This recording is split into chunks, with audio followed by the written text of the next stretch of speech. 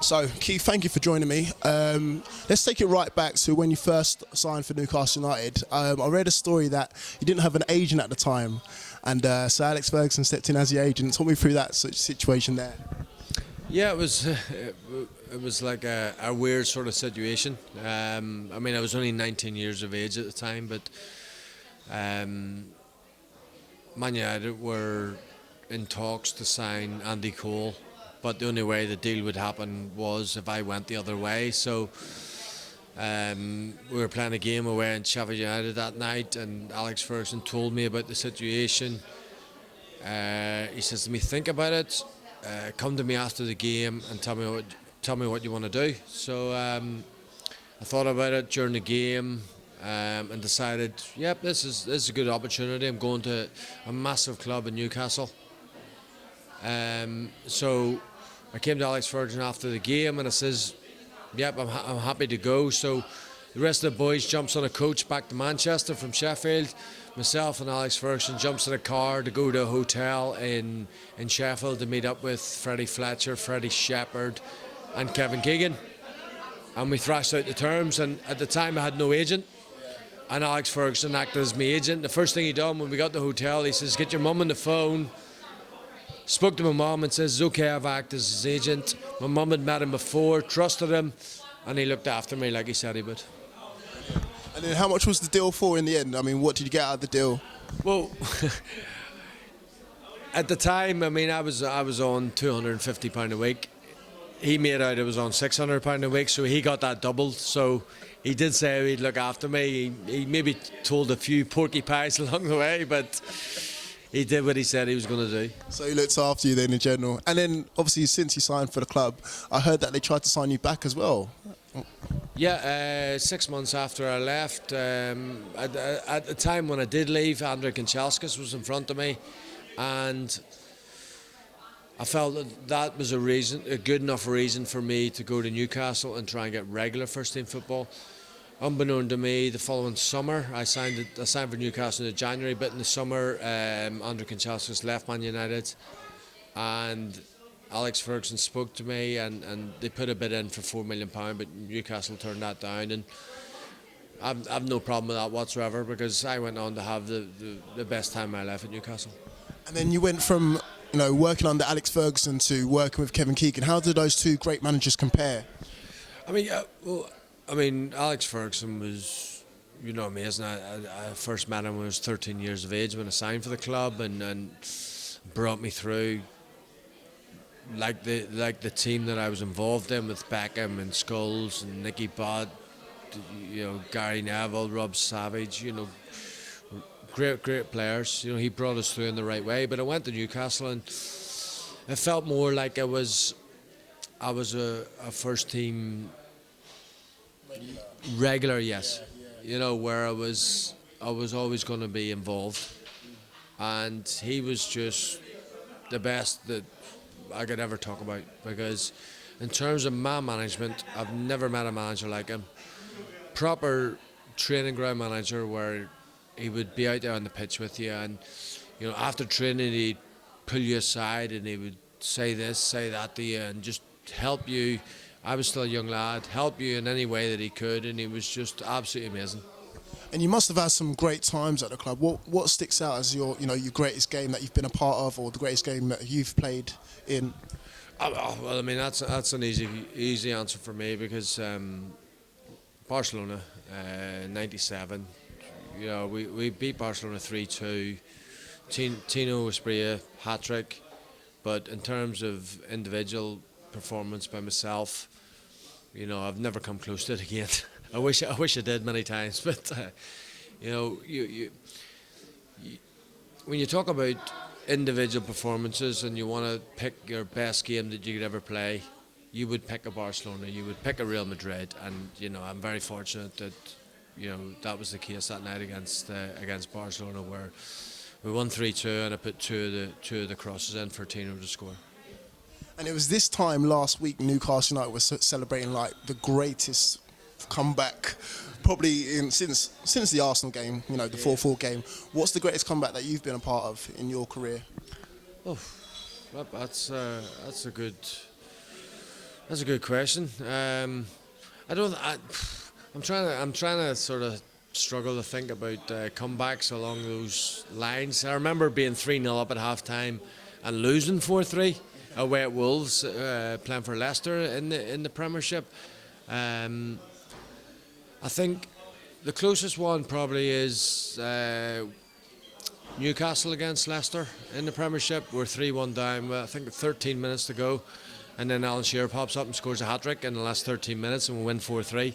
So that was like that was amazing. You know, it's nice when you sort of you're playing a game and you think, oh, the game's gone, and all of a sudden you got somebody like Alan Shearer pops up with 3 goals in 13 minutes, and all of a sudden 3-1 down, we win the game 4-3.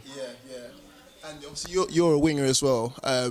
How does the 4 wingers at Newcastle United compare? I mean, we'll go through all 4 of them: Atsu, Richie, Aarons, and of course Gouffran. Give me your assessment on all 4 of them. You know, they're all very good players. You know, Richie's very new to the club. Atsu's new to the club. Gouffran's had quite a while there, and you know, maybe not impressed me too much, but you know, he's popped up with a couple of goals this season, very important goals. Aaron's very young, looks a very good player.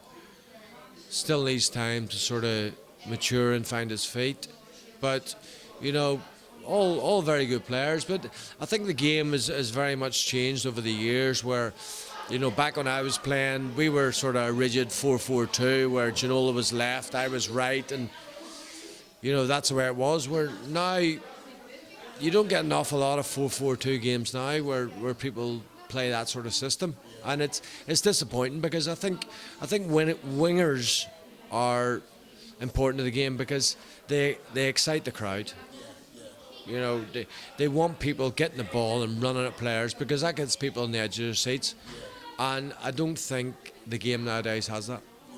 Do you think the game needs that, or do you think it's just that way and it's going to stay that way? I mean, it's just the way it sort of evolved, isn't it?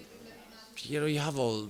I mean, 20 years ago, we didn't know anything about 4-1-2-3 or 4-3-2-1. You know, it was 4-4-2, and people were used to that. Fans were used to that. They knew the new opposition was 4-4-2. You're playing against a 4-4-2. Now you got to combat your style and try and combat what other people, what other teams are doing. So it's a lot different. But certainly for me, 4-4-2 is the most exciting sort of formula you can have. And now, obviously, Rafa's in charge. The Revolution has begun. What success can he bring to the club, realistically? Well, without a shadow of doubt, promotion. You know, that's the only thing we can look at now. Promotion. This club needs to be in the Premiership. You know, 52,000 capacity at that ground, and you sell it week in, week out, and that club needs to be playing regular first team or regular Premiership football. So I've no reason to doubt that they won't be in the Premiership this time next year, because they've got the best manager in the league. They've got the best squad. They've got a better squad now probably than what they did last season in the Premiership. So it's all geared there for success. And with the January transfer window coming up, do you think Newcastle United need to make any changes on both sides, going in and out? I mean, I think managers always feel as if they need to tweak a few things here and there. But I mean, from October to January, you know, things can happen. Players can get injured, so you might need to delve into the transfer market. But certainly they've got a strong enough squad at the minute, and you know, as I say, they're very much geared for the Premiership again.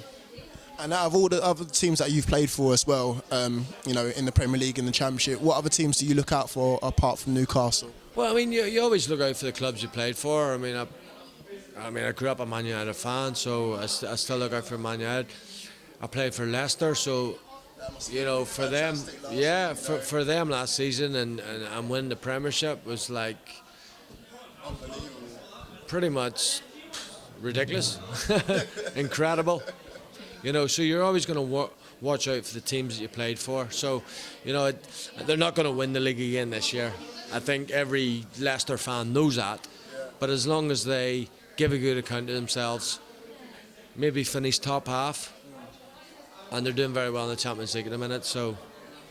And then what about your career now? I mean, I know obviously you're doing dinners now and doing talks and stuff, but have you ever felt the need to get back in and, coach and, provide some sort of...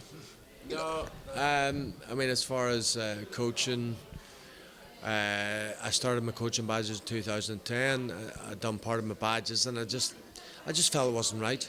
I think when you finish football, you initially think, well, coaching is the next step. I tried it. For me, I thought, no, it's not. So it's nothing that I'm going to get into in the near future. No. What about punditry, following in Alan's footsteps? Yeah, I mean, I enjoy the punditry side of things. I worked on the Euros in Northern Ireland with TalkSport, and I really do enjoy that side of things. So hopefully, there's more opportunities out there for me. And then going back to the era that you played with, in the entertainers team, who was the best player that you would have played with in that era? For me, Peter Beardsley was awesome. You had Ginola, who for 6 months was unplayable. Yeah. Like, scarily good, really good. Les Ferdinand, unbelievable. But Peter Beardsley was 33, 34 years of age. I just wish I had the chance to play with him 10 years before, because he'd have been unreal. But at that time, he was still unbelievable. And I know so many of the team that played with him were very grateful that they were able to play with such a player like Peter Beardsley. And was there any regret of yours, leaving as early as you did? Because obviously you mentioned in the talk that you was about to leave for Middlesbrough, and then you obviously eventually signed for Blackburn, but you was offered a 3-year deal. I mean, why didn't you sign it? No, well, I mean, I was offered a 4-year deal at the time. I mean, for me, I didn't think it was a good enough deal at the time, and I think it all started going downhill when Kevin Keegan left. I would have stayed at Newcastle forever if Kevin Keegan was manager, and I think any player who worked under him would have done the same. Yeah. He was that sort of character, very infectious. Disappointed how it sort of ended, but I had 4 great years here, and it was amazing times.